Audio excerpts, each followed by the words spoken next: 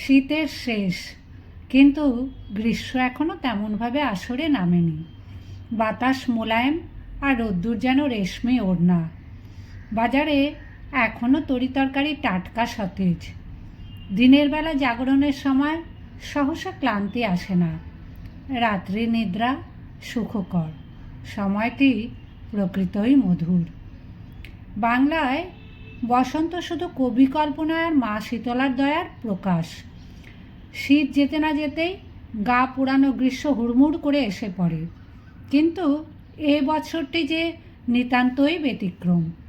শীত ও গ্রীষ্ম এই দুই ঋতু যেন কিছু ব্যবধান রেখে দুই ধারে দণ্ডায়মান, আর মধ্যখানে এসে মাথা তুলে দাঁড়িয়েছে বহুকালের অজ্ঞাতবাসের পর ঋতুরাজ বসন্ত।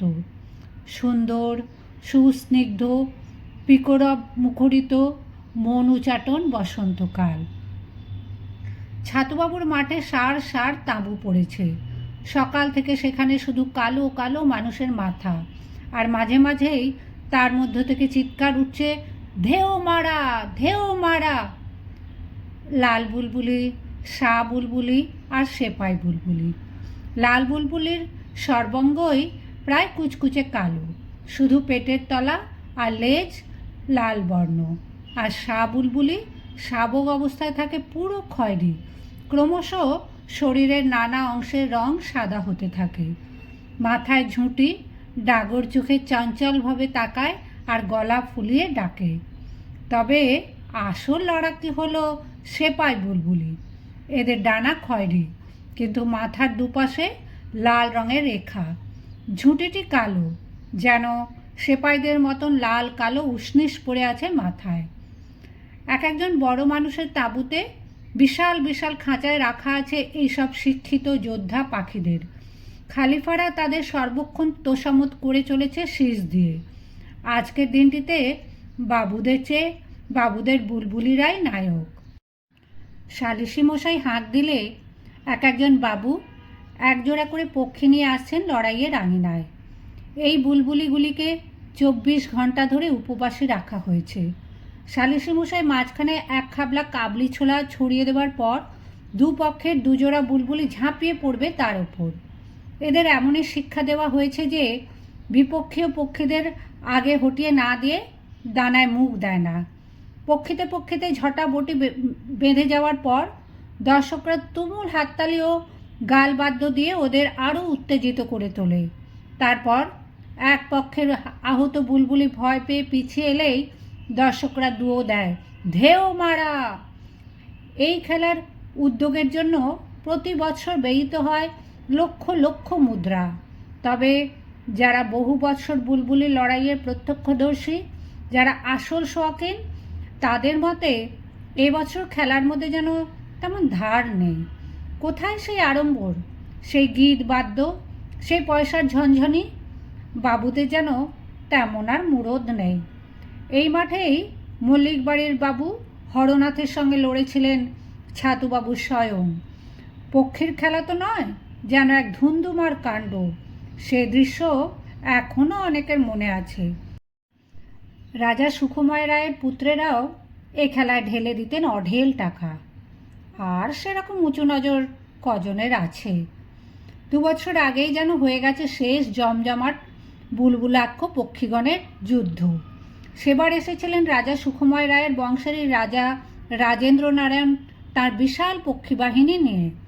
আগে থেকেই ডঙ্কা বাজিয়ে ঘোষণা করেছিলেন তাঁর বুলবুলিদের রুখতে পারে এমন বুলবুলিওয়ালা ভূ ভারতে কেউ নেই। তার বুলবুলিদের যদি সত্যিই কেউ হারাতে পারে, তাহলে তিনি নিজের মাথার মুকুট খুলে রাখবেন প্রতিপক্ষের পায়ের কাছে। সে খেলা দেখতে ছুটে এসেছিল লাখে লাখে মানুষ। এমনকি সাহেব রাজপুরুষরা আসর ঘেঁষে সার বেঁধে দণ্ডায়মন হয়েছিল। কিন্তু অভূতপূর্ব অঘটন ঘটে গিয়েছিল সেবারে। অত বড় মানি লোক রাজা রাজেন্দ্র নারায়ণ, তাকে কিনা টক্কর দিতে এলো কোথাকার এক দয়াল মিত্তির। বেলা 10টা থেকে খেলা শুরু।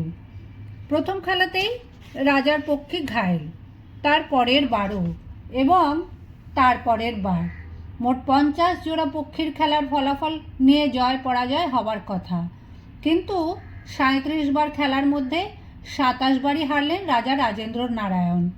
তার প্রথম দিকের বিস্ময় ক্রমশ পরিণত হলো গভীর শোকে। তার অনুচরেরা নিয়মিত খবর রেখেছে যে কলকাতার কোন কোন বাড়িতে পক্ষীদের কেমন তালিম দেওয়া হয়। একবারও দয়াল মিত্রের নামও কেউ উচ্চারণ করেনি। খেলার শেষ পর্যন্ত আর অপেক্ষা করতে পারলেন না রাজেন্দ্র নারায়ণ। দারুণ বিমর্ষ মুখে কুরুক্ষেত্রের দুর্যোধনের মতন রণে ভঙ্গ দিলেন।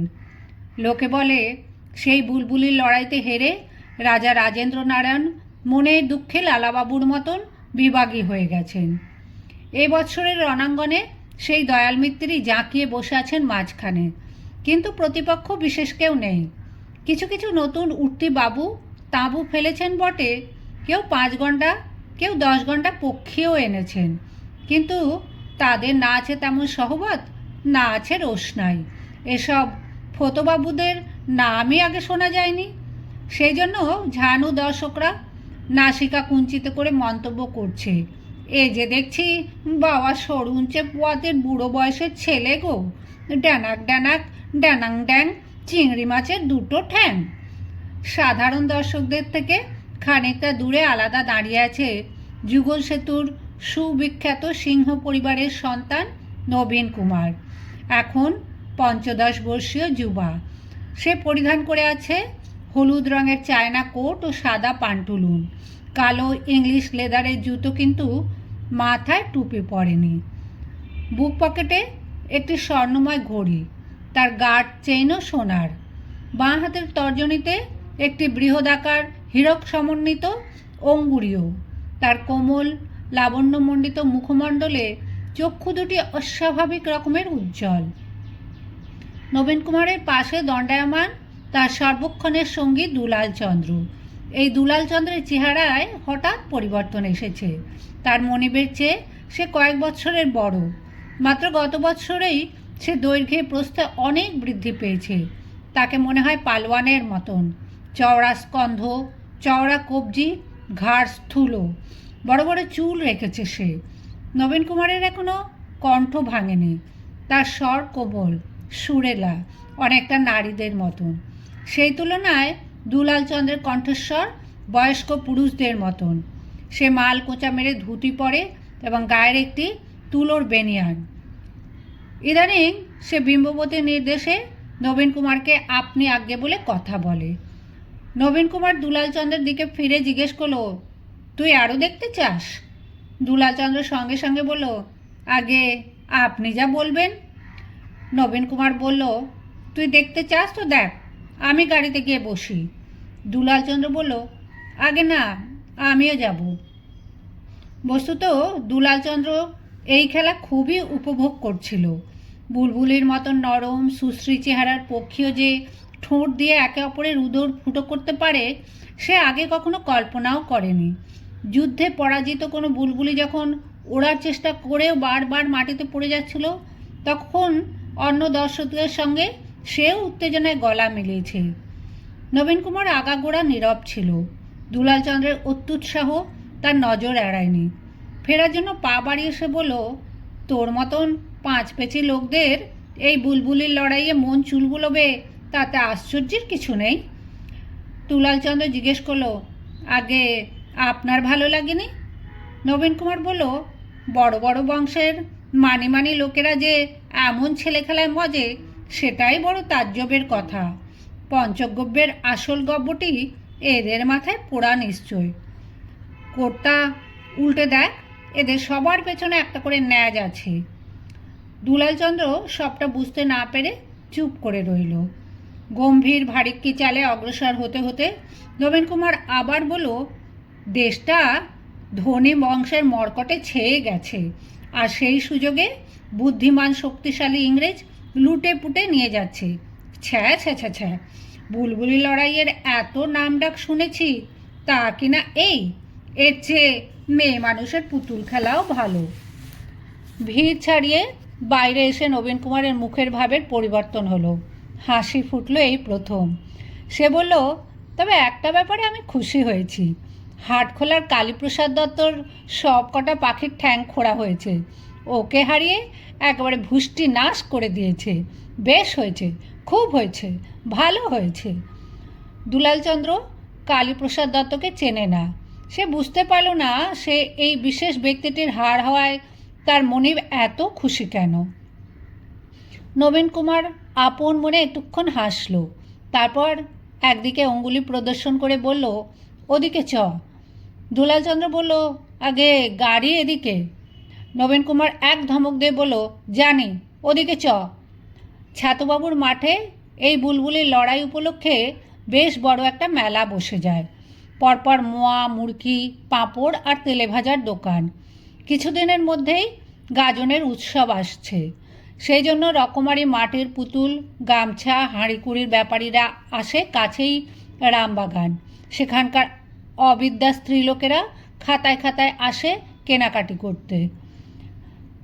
আর আসে পক্ষী বিক্রেতারা। নানা জাতের গৃহপোষ্য, রং বেরঙের ছোট বড় পাখি তো থাকেই, সবচেয়ে বেশি থাকে বুলবুলি। নতুন বাবুরা আগামী বছরের লড়াইয়ের জন্য এখান থেকে বুলবুলি কিনে নিয়ে যায়। কোন কোন বিশিষ্ট খালিফার তালিম দেওয়া বুলবুলি, দোকানদাররা সেই সব নাম হাঁকাহাঁকি করছে। একটি পাখির দোকানের সামনে এসে দাঁড়ালো নবীন কুমার। দুলালচন্দ্রকে বলল, কত দাম জিজ্ঞেস কর। দুলালচন্দ্র বিস্মিত হলো। এইমাত্র তার মনে নিন্দে করলো এই পাখির লড়াইয়ের, এবার সে নিজেই পাখি কিনবে নাকি? আগামী বছর এখানে তাঁবু খাটিয়ে খেলতে আসবে? তার খামখেয়ালি মনিবের মনের গতিবিধি বোঝা ভার। একজোড়া বুলবুলির দাম 4 টাকা। তা শুনে দুলালচন্দ্রের চোখ প্রায় কপালে ওঠার অবস্থা। এ লোকগুলো বলে কি? এরা ঠ্যাঙাড়ে না গলা কাটা? 7-8 টাকা একটি দুধের গাই পাওয়া যায়, আর এই টুকুন টুকুন এক একটা পাখনার দাম 2 টাকা। তার কম বয়স্ক মনিবকে দেখেই এরা বুঝতে পেরেছে সে খুব বড় মানুষের সন্তান, তাই এরা দাঁও মারতে চাইছে। দুলালচন্দ্র বললে, দিনে ডাকাতি পেয়েছিস বেটারা? তখন পাশাপাশি দোকানদাররা বলতে লাগলো, বাবু সাহেব, জমির শেখ খালিবার নাম শোনেননি? খিদিরপুরের জমির শেখ, তেনার নিজের হাতের শিকুনো। বাবু সাহেব, মিয়া হোসেন শাহ, তিনি আরও বড় খালিফা। এই দেখেন। নবীন কুমার বলল, দরদাম কর, আমি কিনব। অনেক ধস্তাধস্তি করে 2 টাকা জোড়ায় নামানো গেল। এর থেকে আর কমানো যাবে না। নবীন কুমার কোটে লম্বা পাশ পকেটে হাত ঢুকে জিজ্ঞেস করলো, এই সবচেয়ে বড় খাঁচাটায় কটা বুলবুলি আছে গুনে দেখতে বল। হিসেব করাই ছিল, আবার গণনা করা হলো। ছ্যাঁচা বাঁশের লম্বা খাঁচাটিতে রয়েছে 50 জোড়া সেপাই বুলবুলি। নবীন কুমার ঝনঝন করে 100টি টাকা ছুঁড়ে দিল দোকানের সামনে। তারপর হাঁটু গেড়ে বসে খাঁচার দরজাটা সে নিজেই খুলে ফেলল। কোনো বড় খালিফার কাছেই এসব পাখিরা তালিম পায়নি।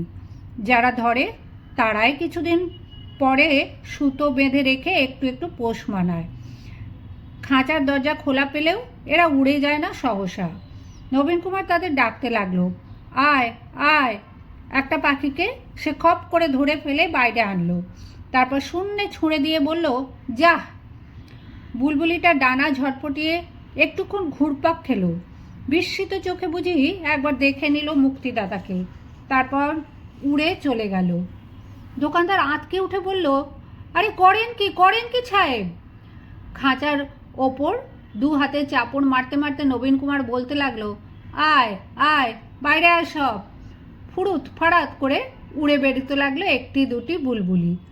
নবীন কুমার নিজেও হাত ঢুকিয়ে একটা করে ধরে এনে ওপরের দিকে উড়িয়ে দিয়ে বলতে লাগলো, যা, যেখানে ঠেঙে এসেছিস সেখানে যা, মাঠে ধান খা গিয়ে, হিমালয় পাহাড়ে উড়ে যা। 100 বুলবুলি কয়েক মিনিটেই শেষ। নবীন কুমার পাশের খাঁচাটির কাছে সরে গিয়ে বলল, এটার মধ্যে কত আছে হিসেব করো। দেখতে দেখতে ভিড় ভেঙে লোকজন ধেয়ে এলো সেদিকে। মূল খেলা ছেড়েও দর্শকরা চলে এলো নবীন কুমারকে দেখতে। দাবানলের মতন খবর উঠে গেল যে সিঙ্গি বাড়ির ছোট কুমার 2 হাতে টাকা ওড়াচ্ছেন। টাকা ওড়ানো নয় তো কি, এক একটা পাখি 1 টাকা।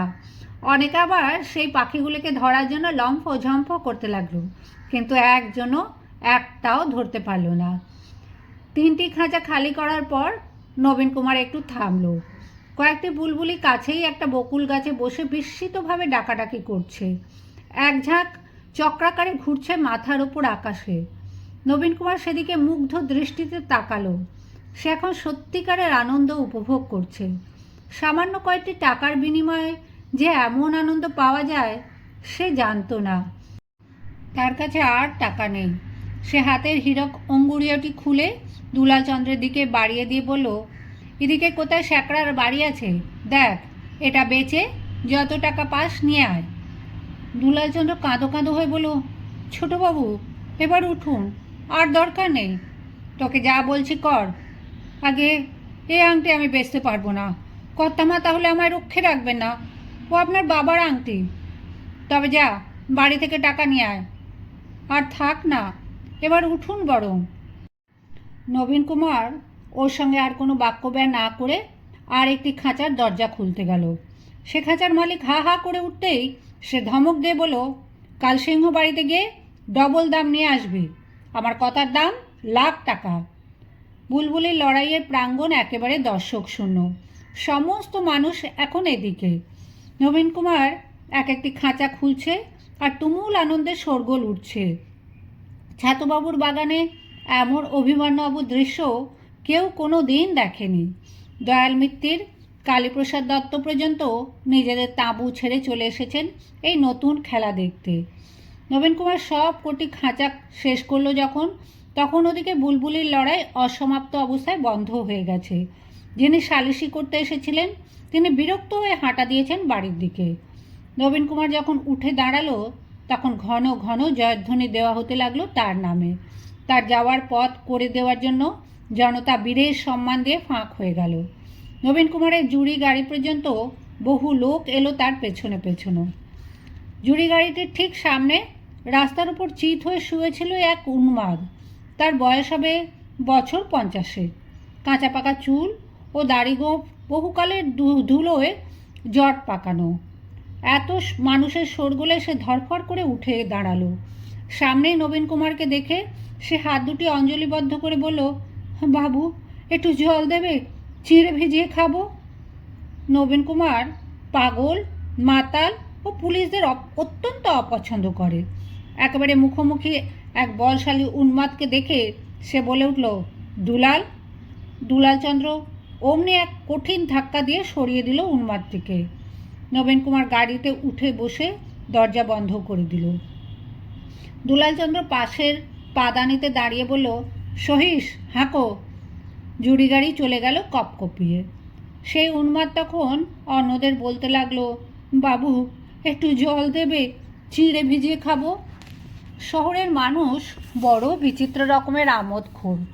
অনেকে তখন সেই পাগলটিকে নিয়ে পড়ল, এ বেটা চিঁড়ে চায় না, জল চায়। আগে চিঁড়ের খোঁজ কর, জল তো কত রয়েছে, 5 প্রান্তর একটা করে পুকুর। বাবু, একটু জল দেবেন, চিঁড়ে ভিজিয়ে খাবো। সবাই সামনে থেকে সরে যায় আর একটু দূর থেকে বলে, আরে বেটা, চিঁড়ে খাবি কেন, ভাত খা, ভেজাতে হবে না। আর একজন বলল, ভাত কেন, পোলাও খা না। মনে মনে খাবি যখন, তখন পোলাওতে আপত্তি কী? লোকটি যেন কারুর কথাই শুনতে বা বুঝতে পারে না। ঘেয়ে কাকুতি মাখা গলায় ও শুধু বলে চলে, বাবু, একটু জল দেবেন, চিঁড়ে ভিজিয়ে খাবো। এক সময় অপরাহ্ন শেষ হয়ে সন্ধ্যা এলো। মেলা সাঙ্গ হলো। ছাতুবাবুর বাগান জনশূন্য হয়ে গেল। পশ্চিম দিগন্তে আকাশ অরুণ বর্ণ। রাত্রের মজলিসের জন্য প্রস্তুত হচ্ছে নগরী। গাছের ডালে ডালে এখনও কলকুজনে মত্ত হয়ে আছে অনেক পক্ষী। তাদের মধ্যে অনেকগুলি স্বাধীন বুলবুলি। কাছাকাছি আর কোনো মানুষ নেই। তবু সেই উন্মাদটি বলে যেতে লাগলো, বাবু, একটু জল দেবেন, চিঁড়ে ভিজিয়ে খাবো। উন্মাদটি অসম্ভব ক্ষুধার্ত, কিন্তু সে কেড়ে খেতে জানে না। মস্তিষ্কের গোলযোগ হেতু সে ভিক্ষার সঠিক ভাষাটিও বলতে পারে না। সে যদি বলতো, বাবু, একটু চিঁড়ে দিন, জলে ভিজিয়ে খাবো, কেউ হয়তো দয়াপরবশত তাকে কিছু খাদ্য দিত। কিন্তু ভাষার ভুলের জন্য তার ক্ষুধার কথা কেউ বুঝল না। সে সবার উপহাসের পাত্র হলো। কিন্তু সে কি করবে? বহুকাল আগে সে শুকনো চিঁড়ে ভিজিয়ে খাবার জন্য জলের সন্ধানেই বেরিয়েছিল। সে কথা তার মনে গেঁথে আছে। পথ দিয়ে চলতে চলতে সেই মূর্খ উন্মাদটি একবার রক্তবর্ণ আকাশের দিকে চায়, তারপর নিকটবর্তী কোনো পথচারীকে দেখলে আবার সেই ভুল ভাষাতেই বলে, বাবু একটু জল দেবেন, চিড়ে ভিজিয়ে খাবো। পথচারীরা ভয় পেয়ে বলে, আহ মলো যা, এ বেটা কে রে, দূর হ দূর হ।